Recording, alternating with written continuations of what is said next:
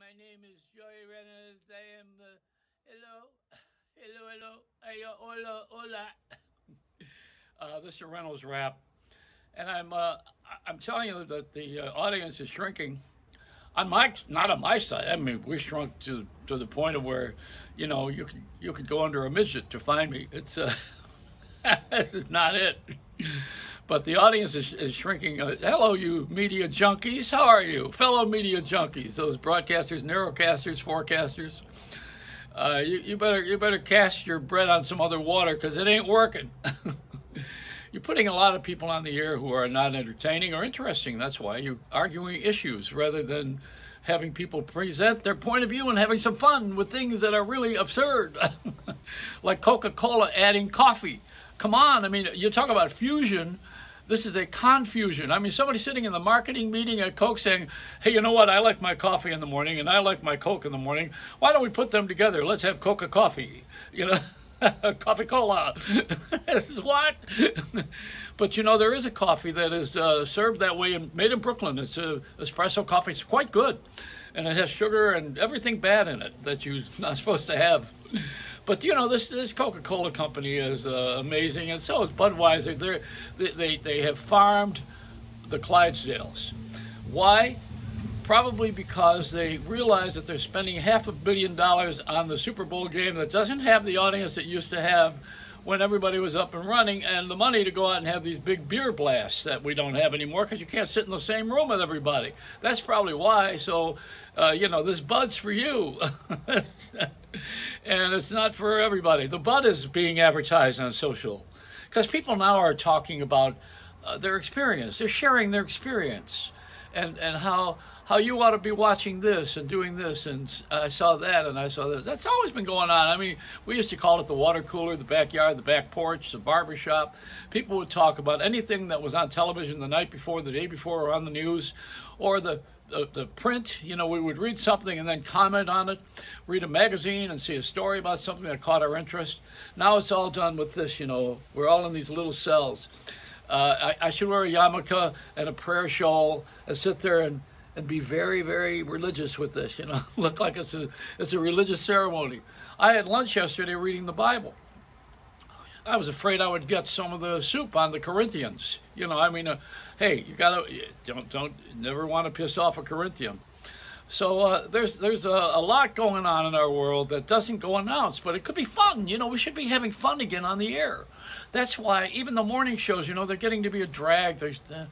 Nobody needs the morning show for the time and the temperature and you need a good joke, but it doesn't have to be a political joke. I mean, if I want to do that, I could outrank all of these guys. I could write for Saturday Night Live if I wanted to do that. I'm trying to avoid it.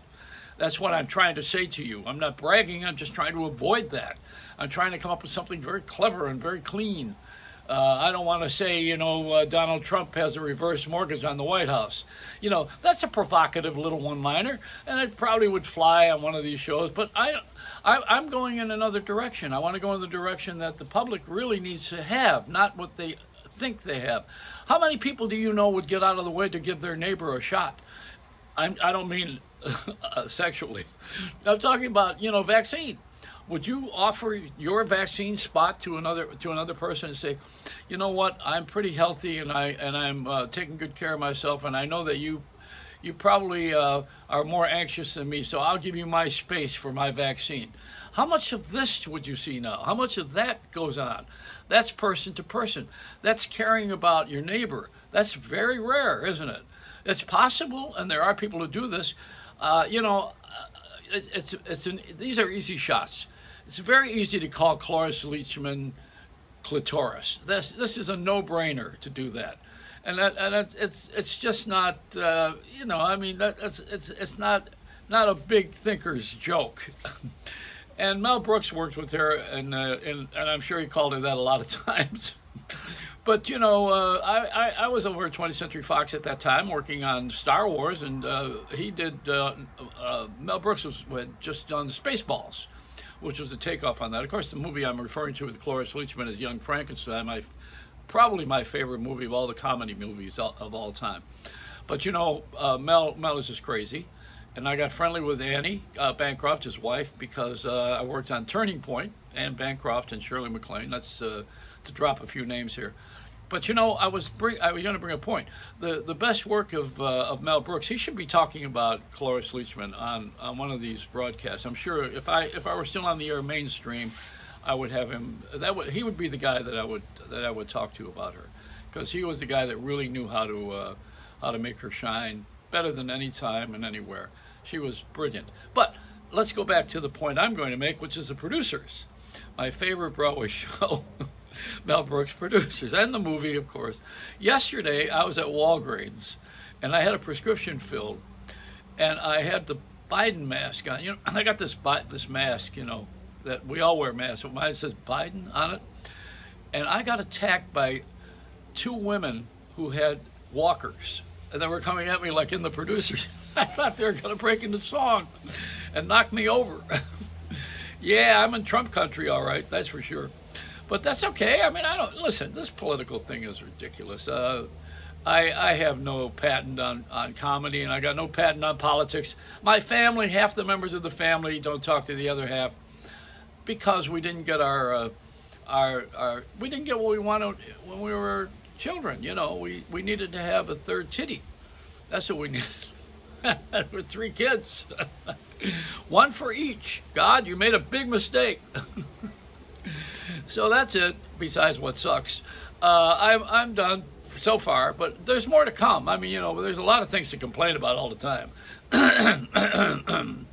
I'm just trying to keep my voice in the public, because so many people have ignored us. What's happening with the networks? Where are they going? They're going to the common denominator. They're playing to the crowd, as they are a shrinking medium. They're playing to the crowd that's left, and they're super serving them with their political and their moral beliefs, and they're going to try to sell more crap by keeping that audience glued together to make it seem like somebody really cares about you. I was going to go to a radio station or television station. The call letters would be WDC. We don't care. we just don't care. It's a Reynolds rap.